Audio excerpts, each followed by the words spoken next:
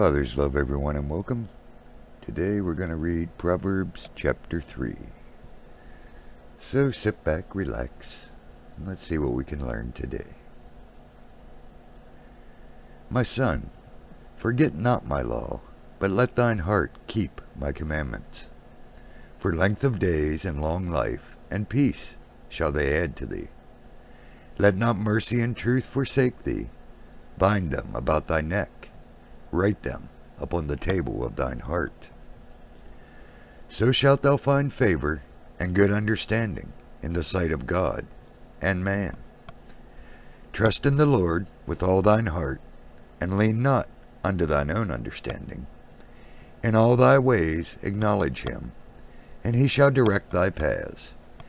Be not wise in thine own eyes. Fear the Lord, and depart from evil. It shall be health to thy navel, and marrow to thy bones. Honor the Lord with thy substance, and with the firstfruits of all thine increase. So shall thy barns be filled with plenty, and thy presses shall burst out with new wine. My son, despise not the chastening of the Lord, neither be weary of his correction. For whom the Lord loveth, he correcteth, even as a father the son in whom he delighteth. Happy is the man that findeth wisdom, and the man that getteth understanding. For the merchandise of it is better than the merchandise of silver, and the gain thereof than fine gold. She is more precious than rubies, and all the things thou canst desire are not to be compared unto her. Length of days is in her right hand, and in her left hand riches and honor. Her ways are ways of pleasantness, and all her paths are peace. She is a tree of life to them that lay hold upon her, and happy is every one that retaineth her. The Lord by wisdom hath founded the earth, by understanding hath he established the heavens. By his knowledge the depths are broken up, and the clouds drop down the dew. My son, let not them depart from thine eyes. Keep sound wisdom and discretion. So shall they be life unto thy soul, and grace to thy neck. Then shalt thou walk in the way safely, and thy foot shall not stumble. When thou liest down, thou shalt not be afraid. Ye shalt lie down, and thy sleep shall be sweet. Be not afraid of sudden fear, neither of the desolation of the wicked when it cometh. For the Lord shall be thy confidence, and shall keep thy foot from being taken.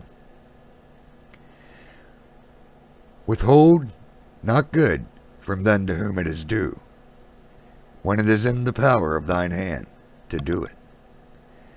Say not unto thy neighbor, Go, and come again, and tomorrow I will give, when thou hast it by thee. Devise not evil against thy neighbor, seeing he dwelleth securely by thee. Strive not with a man without cause, if he have done thee no harm. Envy thou not the oppressor, and choose none of his ways. For the froward is abomination to the Lord, but his secret is with the righteous. The curse of the Lord is in the house of the wicked, but he blesseth the habitation of the just. Surely he scorneth the scorners, but he giveth grace unto the lowly. The wise shall inherit glory, but shame shall be the promotion of fools. I hope that truly blesses each and every one of you who listen to it. Let's do a little review. He starts out in Proverbs 3 by reminding us, My son, forget not my law, but let thine heart keep my commandments. So we want to remember to follow Jesus' commandments, because the Father's talking here, and we know his commandments didn't come through Moses, like a lot of people think, but they came through his Son. And those are the commandments that he's talking about. Obeying his Son. Learning from his Son, getting the Spirit, and obeying it, and following his Son. His commandments. If we do that, length of days, and long life, and peace shall be added to us. We've got to remember to let not mercy and truth forsake us. We need to bind them about our neck. We need to never forget the mercy the Father has shown us, and the truth through the Spirit, and the teaching of Jesus that the Father has given us. We need to bind them about our neck. We need to write them upon the tables of our hearts. And then we need to trust in the Lord with all of our heart, and lean not unto our own understanding. We need to trust that Spirit when it starts teaching us truths, because we're going to find out early on that the truths the Spirit teaches us go against everything we thought we already understood. So we can choose to lean on our own understanding and ignore the Spirit, or trust in the Lord with all our heart and trust that Spirit. We need to acknowledge him in all our ways. And if we do that, he'll direct our path. We can't be wise in our own eyes. We have to fear the Lord and depart from evil. So if you're willfully sinning and think you're saved, well, you might want to bring that up with the Father and ask him to teach you the truth. Because we're to depart from evil. And we do that with the power of the Holy Spirit. He directs our paths so that we walk in the paths of Jesus. Don't be wise in our own eyes. Again, after I started following the Spirit and it started showing me the truth in the Scriptures, I had to realize that everything I'd learned before was almost all lies. And one of the first things the Father taught me, after I truly got broken and repentant and come to know him, was that I know absolutely nothing about his ways. So I gave up being wise in my own eyes quite a while ago, because I realize I will never forget that the Father taught me that I know nothing of his ways. Any wisdom I get, or wisdom that I seem to have, is not me.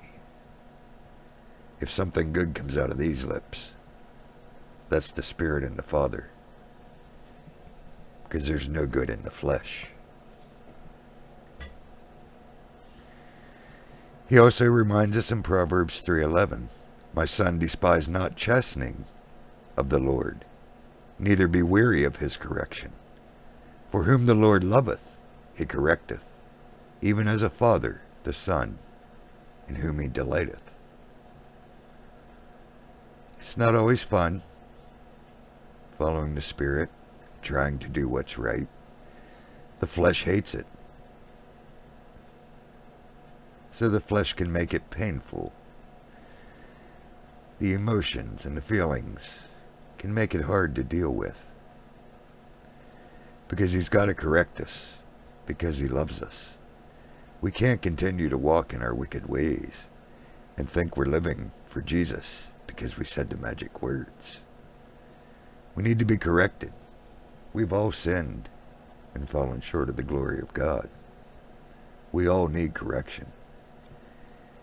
And although it may be painful to our flesh and to our mind, When we get through it, it is pure joy to our spirit when we've been corrected of that bad thing and no longer have the desire or the temptation to do it.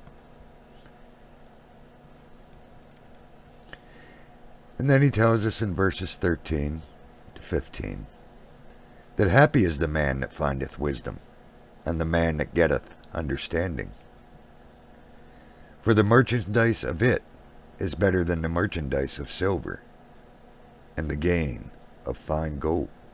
It's more precious than rubies. And all the things that you could ever desire in this world, they're nothing compared to her.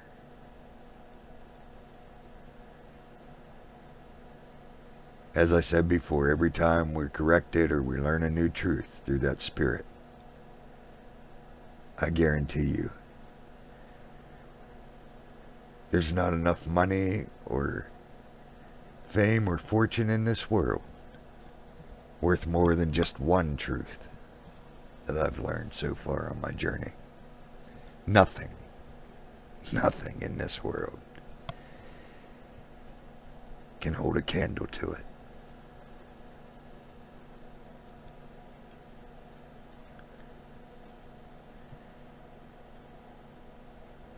And then verses 19 to 26, we're reminded that the Lord by wisdom has founded the earth, and by understanding he established the heavens. By his knowledge the depths are broken, and the clouds drop down the dew. Don't let them depart from our eyes, understanding and wisdom. Keep sound wisdom and discretion.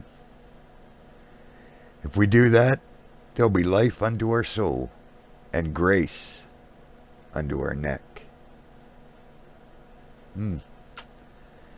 Grace unto our neck. So there's a little bit more to grace than just claiming it, I think. We need the wisdom and the discretion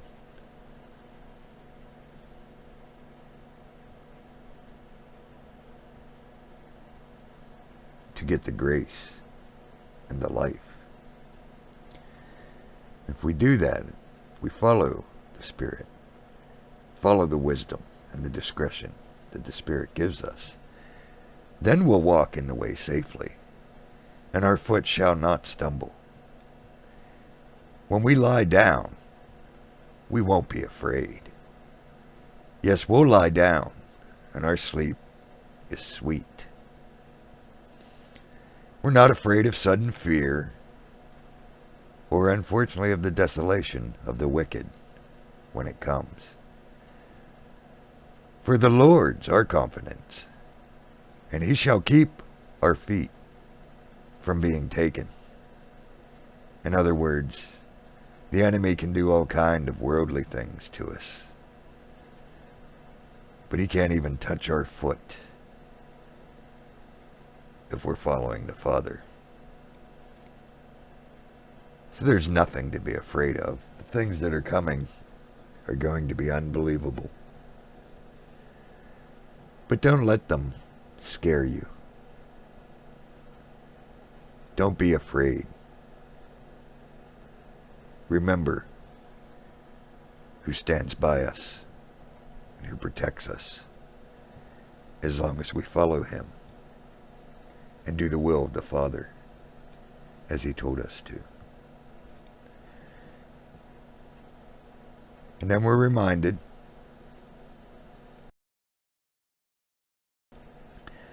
to withhold not good from them to whom it is due, when it's in our power to do it. Don't say to your neighbor, "Come back tomorrow, and I'll give you that," when you have it right there beside you. Don't devise evil against your neighbor, seeing he dwelleth securely by thee. Strive not with a man without cause, if he's done thee no harm. So we're reminded there that we need to love our neighbors, as Jesus taught. If they need something and it's in your power to do something to help them, help them. Don't tell them to come back tomorrow when you have it right there beside you. Don't devise evil against your neighbor. And don't strive with your neighbor without cause, if he's done thee no harm.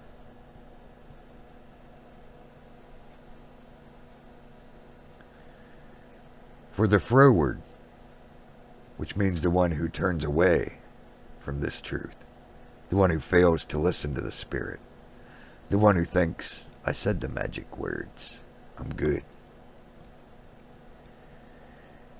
The froward is an abomination to the Lord,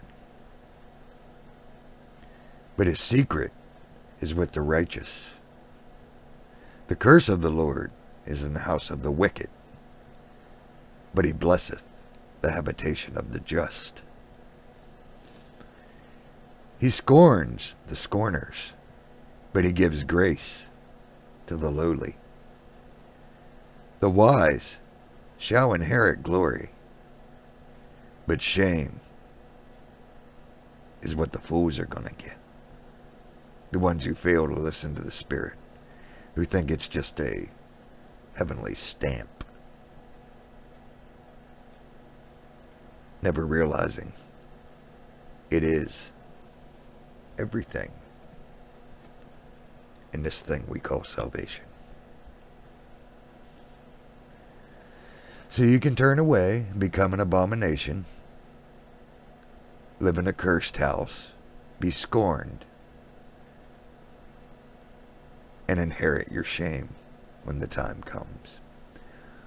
Or you can listen to the Spirit, gain the wisdom, gain the discretion, learn his secrets that he gives to the righteous, live in the house that is blessed, take the grace that he gives unto the lowly, and inherit the glory that is meant to be ours if we truly seek him, learn what he tried to teach us, follow the Spirit, and do the Father's will that he has planned for your life.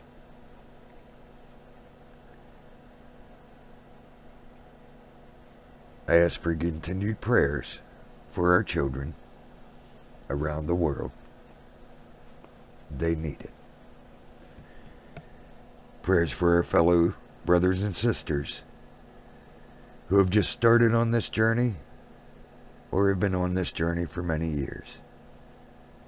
Prayers for them to stay strong in the times that are coming, to get the Spirit and get to know it, because we're going to need it in order to be able to put on that full armor of God and fight the battle that is before us. Pray for those still stumbling in the darkness, who have yet to come to the light and the grace and the mercy and the love of the Father, the Son, and the Holy Spirit. But most of all, don't forget to take that time, even during our busy lives. Don't let the enemy distract you from taking the time to go somewhere quiet and alone and get to know the Father, get to know the Son, get the indwelling of the Holy Spirit, so that you can do what he's calling you to do, because he's made you special. You're not a mistake. You have a very important purpose and a very important job in the times we find ourselves in. Don't let the enemy lie to you. Go talk to the Father. Find out what your job is, and then do it. with every part of your living, breathing body. I'll see you next time.